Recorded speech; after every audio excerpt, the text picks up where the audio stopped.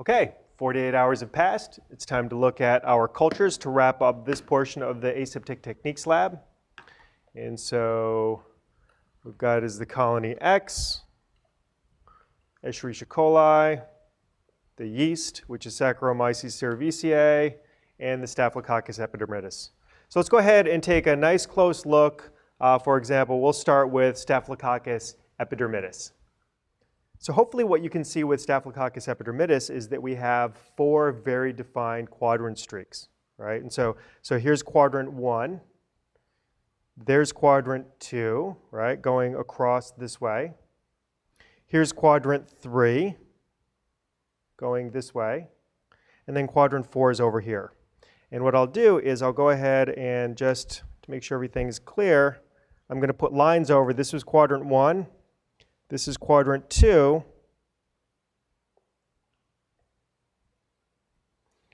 And then quadrant 3 went out like this. I'm just drawing over the lines that I see. And then quadrant 4 is right around there. And so if we look at it again a little bit more clearly, you can see the streak patterns underneath it. In quadrant 4, look at all those wonderful isolated colonies in quadrant 4. And that's exactly what we want. And so if we then look at the other microbes, here is Escherichia coli.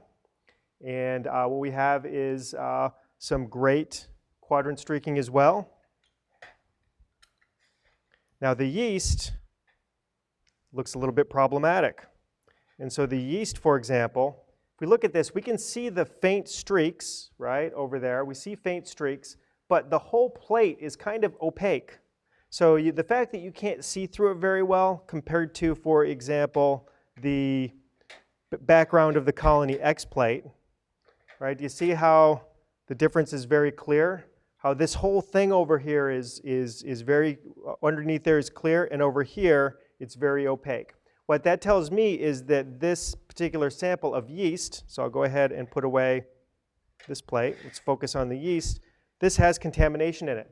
I can see that I did a streak plate, but the fact that it's opaque overall pretty much means that there was some kind of contaminant, and sometimes that will occur when you're doing microbiology on the benchtop. And the fact that we took yeast out of a package, that's just the way it is. So something like that, I would be able to look at and say, oh, well, you did the quadrant streak correctly, and there was contamination, and that's because sometimes there's just contamination when you're working out, in the open air. So I wouldn't worry about that.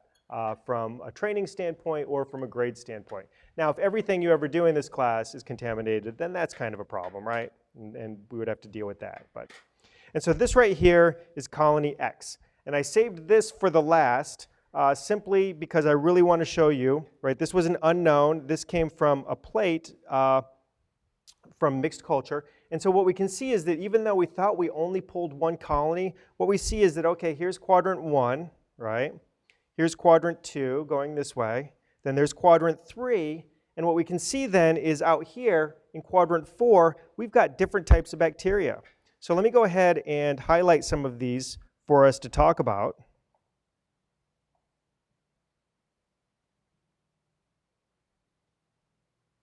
Well, it's going to be backwards, but I think we'll still be able to discuss it together. Okay, so for example, 1, see the arrow, how it is going to that little kind of buff colony? And then the other arrow is going essentially to that bigger, darker colony, right? So that's what we're seeing here is that we've got a mixture of bacteria, and here is 3, here is 4, and then I'm just going to go ahead and circle this region so we can see things a little bit more clearly. And actually, it looks like we can see them pretty well, so I probably could just do it up top here. Yeah. So what we see here is, there's a string of bacteria that are white, and then on the end, for example, right here, right there, right here is yellow, right? And then we've got these white colonies going down there. And so some areas, for example, when we're looking at this one over here, this one, right next to that, it is more of a yellow. Okay, so ideally, it's kind of hard to do this in front of the camera due to the angle of everything, But ideally what you're seeing is the fact that we've got a mixture of bacteria here, and what we've successfully done is we've isolated single colonies in the fourth quadrant, right? Whereas you really can't tell that we've got a mixture up here where there's a lot.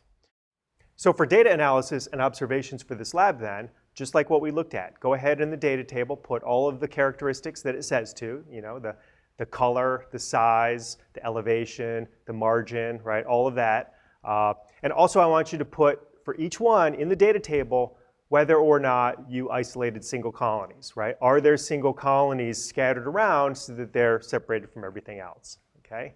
And then that takes care of that portion of this lab, but we are not done with these plates and with the broth cultures that we had from the last lab.